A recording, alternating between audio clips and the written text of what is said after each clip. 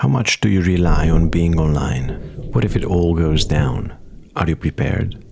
It was an unremarkable day. I was working away when it began with a power cut. This actually never happens, but I thought, no biggie, I'll just check my phone to see what's going on. But to my surprise, my iPhone also lost its mobile data. In fact, even the GSM didn't work, so I couldn't place or receive any calls or messages. It's a weird feeling to experience complete isolation in a world where information and connectivity are so uninterrupted. Then it's also the realization of just how much of everything I interact with happens somewhere far away in a cloud or on a server. How much of my data is not here with me. Luckily, power came back within a few hours, but it made me wonder if perhaps I should be more prepared, especially with modern geopolitics and persistent degradation of services. This is where today's build comes in. First, assuming a cutoff. What am I missing and what do I actually want? Well, intelligence and insights. This will probably include some compute as well as banks of resources like annotated maps, medical wikis, survival guides, tools, maybe some local AI. I'd like a personal vault.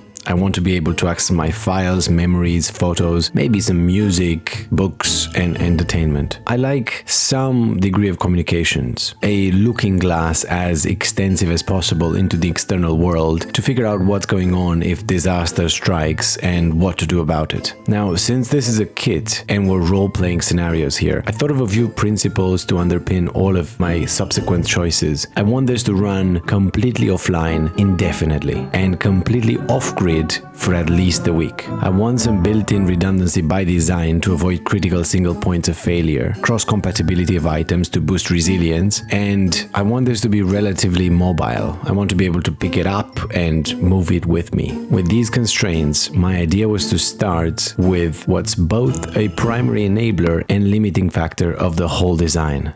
This EcoFlow power station is really cool. Think of it as a sophisticated, massive battery with all sorts of systems, checks and balances in place to operate at peak performance. It's got multiple inputs to charge it, including fast charging from mains, DC, and even solar panels. These give us interesting possibilities for the build. The power station can fuel devices of up to 3 kilowatts, but that's not what we're going to do. We're going to aim for a far more modest load to see us through an entire week of usage. After some calculations based on the rated capacity of 2 kilowatts hour, this ended up being around 30 watts average draw. In fact, it wasn't just the theoretical average I arrived at. Early on, I bootstrapped a bunch of loads out of stuff lying around, and then monitored the drop over the next week with this actually useful companion app.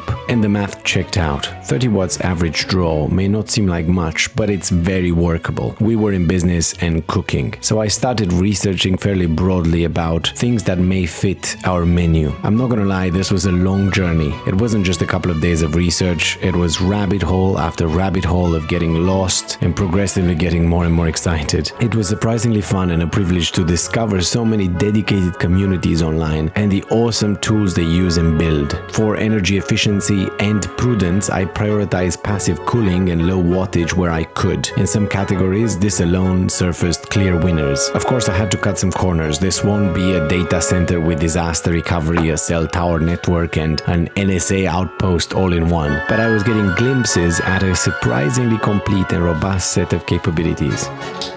Once I identified and got the components for the kit, I started a puzzle of configuring all of them into one coherent unit. Nothing beats outlying things in real life, measuring and prototyping through. I know we have 3D scanners and Star Wars technology, but some things are best served simple.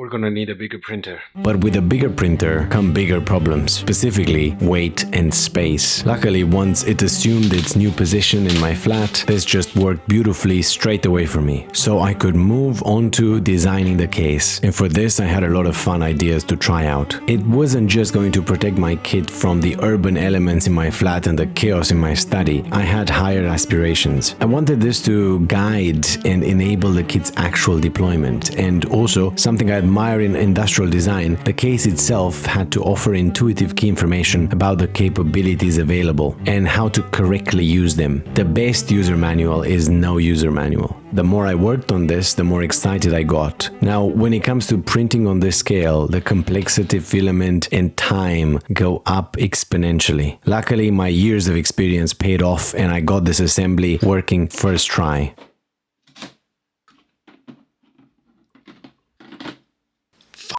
It actually took me ages to get this right. Not just because of sizing, but also the logical layout, writing up the clear UI, cutting this into simple geometry to avoid supports, getting the clasps to snap in a satisfying way, moderating for gravity and some other refinements. And then, after what felt like another century of printing, I finally had it.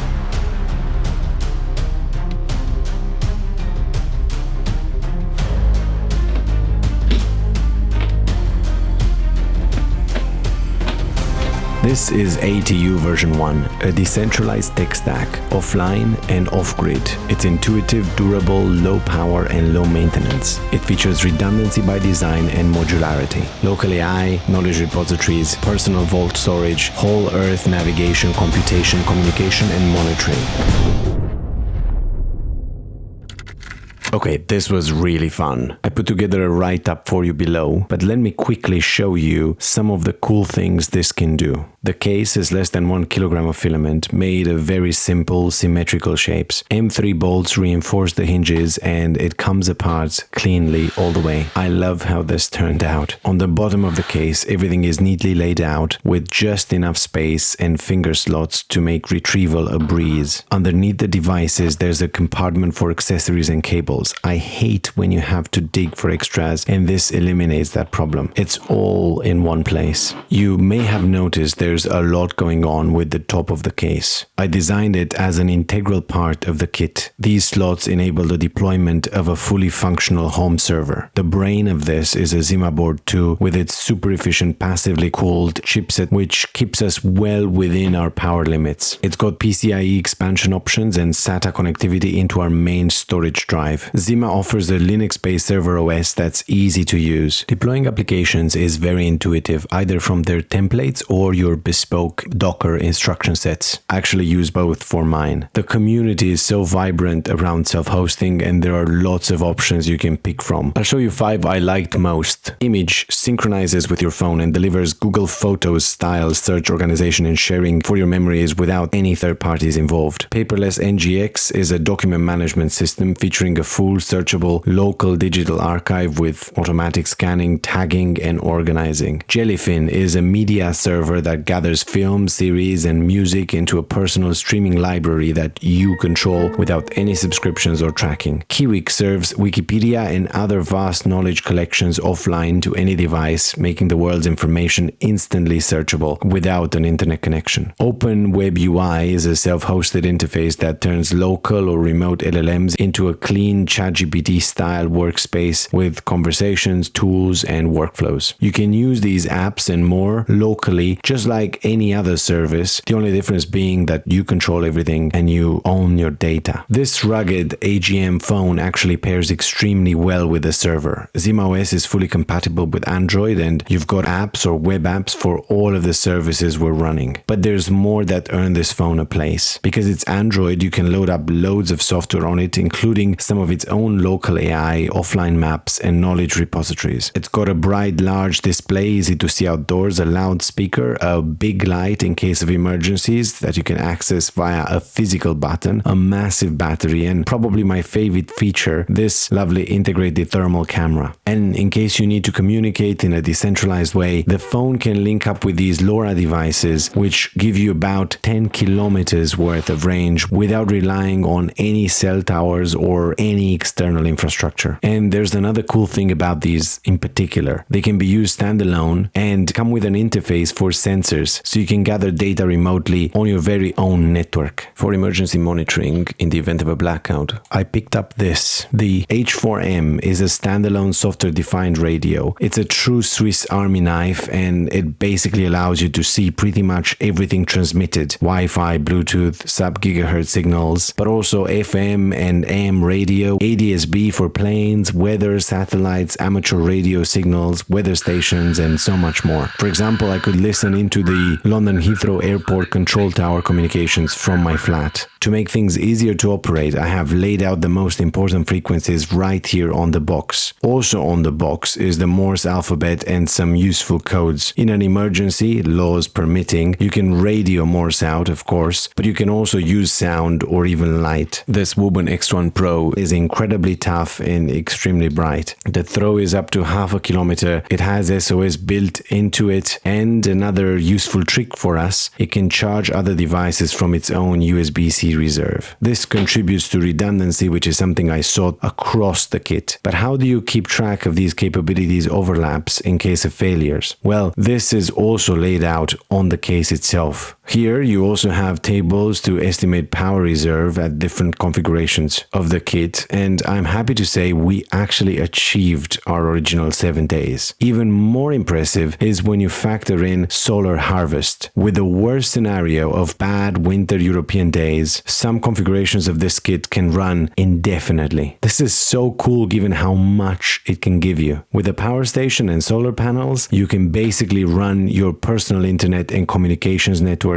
off-grid and offline perpetually. It's been a pleasure putting this together for you. It's been a long journey of learning and stretching my creative problem-solving muscles in a direction I've never gone before. I'm a tiny channel and this is a labor of love. It takes me ages to prep to make one of these videos happen, so I genuinely hope you find them useful or entertaining. Let me know if you liked anything in particular about my approach or have other ideas for maybe a version 2 or other projects. Hope to see you in the next one.